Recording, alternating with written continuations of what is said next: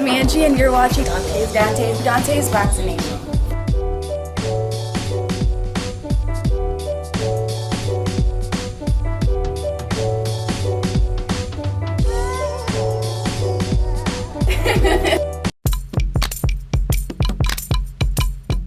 Give everything we have. We give all that we have to the effort, to the preparation, to the dedication. But you gotta leave something for your family, man. So that's what I try to do. So I know people, they want to see me come back, and they say you retire too soon. And what that is they're saying that we've never seen nothing like this happen before. It's different. So when you're doing something different, it's hard for people to accept. But I gotta go through that. For somebody coming behind me and say, I saw him go through it and I want to retire too, so I'm gonna do it like he did. So it's a lot of emotions coming back here to the Hall of Fame. I don't know if I'm more excited to be getting inducted or with the champions I'm getting inducted with. Like, it don't make sense that my big three, I'm getting in with them. Roy Jones, Bernard Hopkins, Floyd Mayweather. Like, how did Bernard get in just 1 year before me? How is me and Floyd getting in the same year, 2021? How am I getting a year ahead of Roy? That don't make no sense. That don't make no sense. When you look at the totality of your career and your undefeated record, is there anyone out there that you wish you would have kind of matched up with in the ring? After we beat Kovalev, the game plan was a cruiserweight fight and a heavyweight fight. So I know it sounds crazy to people, 175 is crazy until you do it, right? So, but we had always talked about that. And I struggle with smaller men, shorter, stockier men than I do taller. Like, I don't have a problem with guys that are bigger than me. I actually enjoy it, you know what I'm saying? Like, I grew up fighting my brother. He was a year ahead of me. He's very tall and rangy, so I learned how to deal with a tall man most of my career. So I think not making that run, it ain't one fighter that I'm like, okay, I want to fight him, but it's the run, doing that cruiserweight thing and then topping out at heavyweight. I mean, that would put me in a different stratosphere, but that wasn't in the cards. Yeah, and if I could get one more, this is the second year that women are going to be inducted. Man, I'm so happy, man. When you look at that inclusivity in boxing, what do you think about it? I love it. I'm pro female athlete, pro female boxer, and I'm one of the ones that's standing on the soapbox saying, why are they not getting the recognition? Why are they not getting better pay? And I don't want to hear about the ratings. I get it. I understand the business aspect of it. I've been on both sides of it, so I get it. But we can do a better job to make casual fans and hardcore fans to give them a reason to watch. And these ladies are taking the same amount of risk. These ladies, and they know they got more to prove. You talk to any female boxer and you ask her, you feel like you got twice as much to prove than the fellas? They're going to say yes without even a moment's notice. So the effort is there. The risk is there. And they know that if they don't have a good showing or something happens, then the shot they had, they might not get one for a long time. So I think women being involved in the Hall is long overdue, man. I'm super excited to be inducted with the ladies I'm being inducted with. Let's go, man. I love it. I love it. Congratulations. Yes, sir, bro. I appreciate you, bro. Anytime, man. Roger, when you're ready to go, slip into his seat over there, and I'll drive you out. Yeah. Appreciate you, buddy. Ward, was this the only moment you was waiting for? This is it. This is it, right? The cherry on top. This is it. All the work is about this. That's it. This is the end, man. You know what I mean? So, we made it, baby. We here. We here. All the talking, good fighter, bad fighter. He beat this guy, didn't beat this. The debate is over, man. Don't matter no more.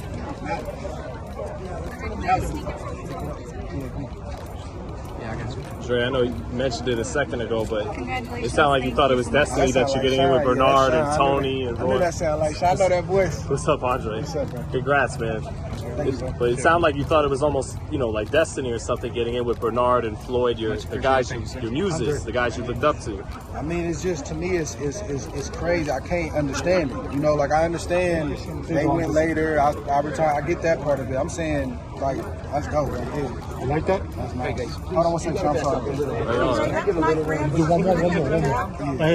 It just, that part, I don't understand how I got in a year after Bernard, me and Floyd getting in at the same time, and then a year before Roy. I don't register.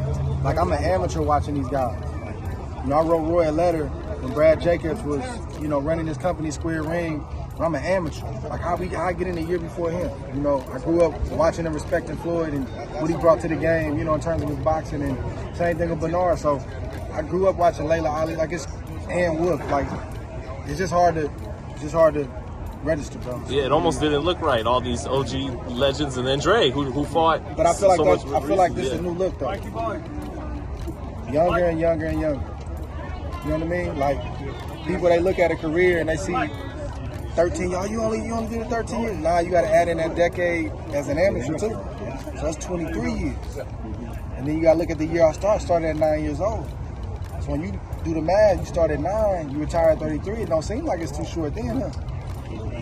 So I hope, man, that, you know, I know everybody's story is different. Like Bernard started late, so he's got to get his on the back end. Everybody's story is different. I'm not saying that my story is for everybody, but I hope that this can be the new look where we're getting in with the guys we grew up watching. And I want people saying you retired too early. I'd rather you say that than to say I retired too late. And people looking at me like, man, he ain't doing too big. See what I mean? So, yeah. So this is, man. I don't know if I'm more excited to get the induction or to be looking. It was better than Rocky movies. You were Tarver. I ain't gonna answer that. I can't answer that. No excuses. I can't answer that. So it's more about quality over quantity. Get the fights that matter in. I mean, get out with your health and your money. Do what you got to do for you, you know? Yeah. But I just feel like the days are like, and again, everybody's story is different. You know, if I looked up and I didn't have what I was supposed to have, I would have to go on. So, but I am saying do what you got to do. So when you're tired and you're ready to walk, you can walk. And you're going to have people chirping and, you know, he should have did this, he should have did, because y'all not getting in there. But when you make it here, and you walk on these grounds, the debate is over. You can still debate. It's really no debate. It's over with. And a lot of those legends that have been enshrined here, some of them may have wanted to stop fighting, but had to keep going, right? But that's the thing, though. For most of us, this is what we know. There's no fallback plan. There's no contingency plan. So if the money's not right or whatever, you know, we gotta do what we gotta do. But that's why, for me, man, I try to do my part to speak out about things like the sanction fees. And I know I get brushed to the side, but we're gonna keep talking about it because that stuff doesn't make sense to me. And it's funny, I had somebody say, well, you posted these belts, but you were talking out about the sanction fees. I paid for them. They don't know what you're doing. If we're giving these sanctioning bodies houses, cars, and tuition, and we can't tell you, right? They tell us, you guys need to watch your money and be responsible. Well, part of being responsible is knowing where my money's going. They can't answer for us where the money's going. And I know Mauricio Suleiman sent me a message sending me all these documents about these funds and different things like that. I don't, number one, that's not tangible for me. I don't see where that's helping people, number one. Number two, if my money's gonna go to help somebody else, I should have a say on if I'm paying into that or not. But how is that helping me? Where's my pension plan? Where's my medical? Where's my health? So this is what I tell the sanctioning bodies, and I've been wanting to do this, but right now it's the perfect place. Man, and this isn't like a challenge. I'm not like trying to argue with them, but I really want to gain some understanding. If they can educate me and say, hey, you didn't know about this, this is what, hey, I would love that. That'd put me at ease. It's nothing personal with these guys. I've had good relationships with these sanctioning bodies to a point. But let's have an open forum where we talk about it. They don't want to. Let's have an open forum where we talk about it. It could be individually. I could take them one at a time. DC, BA, IBF, BO. When is the money? Where's the money go? Who came up with 3%? Why is it not optional to pay for this? Why is boxing one of the only sports, if not the only sport, where you got to pay to compete for a championship? Why don't we have any say in this? Who's watching you guys with the rankings to make sure that the people you put in certain positions are people that should be in certain positions to fight for certain belts? Let's talk about it. Well, it seems like sometimes they do what the promoters want them to do. You know, they'll call one fight, they'll say this is a mandatory now, and then it's like they get a phone calling them, never mind, it's not the mandatory. So we know what we know, but I don't want to. I want to give them an opportunity to speak for themselves. And let's give some clarity to the fans. Let's give some clarity to the media. Let's give some clarity to the fighters that are paying into this. Because how do they survive if we don't pay into that? That's how my brain works. Maybe I'm a little bit too radical with it, but my thing is, if we don't pay, how do y'all eat? So we can't say that, oh, we want our fighters to be better off when they retire when there's 7 hands in the pot. So when I get my check, sanction fee, this, that. And then you're bound contractually, right? Like, if it was up to me and I didn't have a contract with Kovalev to give him a shot at the belts the second time, I'd have dropped all those belts. I don't need them. Yeah, so they get you in the beginning, right? You want to be a champion. I want to be a champion. You just want to touch that belt. But then you get it and it's like, man, this belt ain't even real. Like, it means something. So what do you think all this undisputed that's been, like, people I mean, talking about I it love right it now? To a point. Like, man, the dudes that are taking a risk to do it, I understand it. I'm like, man, do that. That's legacy stuff. But then my business hat comes on right away and I'm like, man, you're paying for a sanction about it. 12%, right? Or people just 10% might step in line and agree. So that's why I've always kind of been, I don't even know how to describe myself and like what I've been to the sport, but like I get into good trouble, man, in boxing because I don't have a problem, like, and I can do it with a smile on my face, challenging the status quo, challenging stereotypes, and challenging things that have been in boxing and nobody can really tell me why they're in boxing. Why does the manager get 33 and the third in boxing? Off the gross. Should be negotiable. Why is 25% the norm? Why is 20% the norm? Why is 10% the norm? Why are we paying 3% to sanction fees? Who came up with that? Why does a promoter get 25% at times, depending on the situation? Why does a fighter, if they lose a fight, all the minimums that they worked hard to negotiate, we can renegotiate those, or we can let you go. But if you do something, I can't walk away from my contract. So I know we're not supposed to talk about this stuff. I know we're supposed to just keep our head down and keep going along and get along. But I'm just not wired like that. Like, I can go along to a point, but then at a certain point, I'm gonna start asking some tough questions. So what does that have to do with the Hall of Fame? All of this stuff is intertwined. Because every fighter that's getting inducted, they had to face this, they had to deal with this. And when you call it quits, you're looking at them bank accounts like, man, do I have what I'm supposed to have? And then you start to do the math. We giving sanctioning bodies cars, tuition, and houses.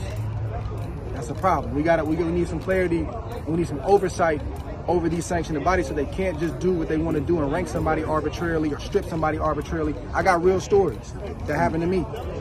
Real stories. So even though we don't want to talk about it, we need to talk about it.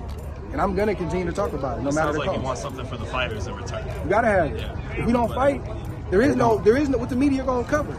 If we don't fight, how's the promoter make money? If we don't fight, that's how I think. Why don't we have a union? The promoters, I don't know what happened to it, but the promoters formed a union about 10, 12, 13 years, something like that. They went to New York. And I'm like, man, I see all these promoters that everybody says don't like each other, and I see all these signatures on here. They met and they came together, and I don't know what came of it. But why can't we have a union? War for president. Next time. There's a lot of self-interest and divided.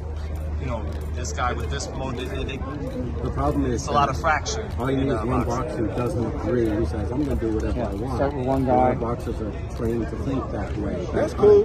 That's the problem. Is you're not going to get a bunch of boxers who have different interests to join in a single interest when some of them really needed to eat, versus some who are a little more advantaged who have fought and gotten a few prizes. And that's where your roadblock will be, is trying to get these guys who are just regular humps who are just trying to fight their way up, who aren't getting the purses. So they're getting a couple $100 for a match. right. But you're asking them to join and agree to join with guys who are doing much better, who are getting larger purses, and walk away with more money, who are a little more comfortable. They have less challenges than these guys who are just being thrown to the wolves all the time. And that's the challenge, getting all of those guys across that spectrum. The promoters, obviously, because they're in it for the same thing, strictly to line their pockets. And the boxers are there to do good for themselves. And the promoters need the boxers, but the promoters can all agree, we'll all take this amount. Because it's like, the good old boy network. I'll say this. Let me say this. Fellas, I've got some great news for you. If you've lost your hair or have a receding hairline, the time has come when you can finally get your hairline back through a process called scalp micropigmentation. So here's how it works. It's a hair tattoo that replicates the look of your hair follicles when you have fully shaved it down. So to get this hookup, make sure you follow and contact my man ScalpCarolinas on Instagram. And how has this changed your life, man? It's going good. It's going good. I feel younger, I look younger. Picking up the young girls. I just get scratched that, but it's been good. It's been good. I like the look. I like the feel. I feel more confident now. It was money well spent. Now, in terms of the response, what has been people said, like, as people being like, hey, you know, what do you have on your head, or things like that? So the most response I get is like, yo, what barber you go to? They get, you know, such a close shave with, you know, everything lined up so sharp and everything. And, you know, then I go into explaining to them the procedure, what I had done and everything. You know, they all was like, I would never done if you didn't. Let me tell you guys about Issa Israel Law Firm. It is a full-service legal practice based in Denver, Colorado, an emerging hub for combat sports and high-altitude training. If you're a fighter inside or outside of the ring and you need a law firm you can trust to fight for you, visit thefighterfirm.com or email help@iilawfirm.com. Legal representation is usually limited to plaintiffs or defendants in Colorado, but iFirm can help anyone in the world with trademarking their business name, logos, and U.S. immigration issues. This brother has been my attorney for a while and helped guide me through all kinds of business and civil issues, so make sure you guys go to thefighterfirm.com. All right, now check this out, guys. If you're looking to repair eczema scars, burns and bruises, dark spots and blemishes, then this right here is the perfect product for you guys. It's called Elo Deki Face and Body Oil. Athletes and top-ranking boxers, they're also using it after training to reduce swelling, inflammation, and to ease the pain. So get yours today. Go to elodeki.com, like them on Facebook, and follow them on Instagram.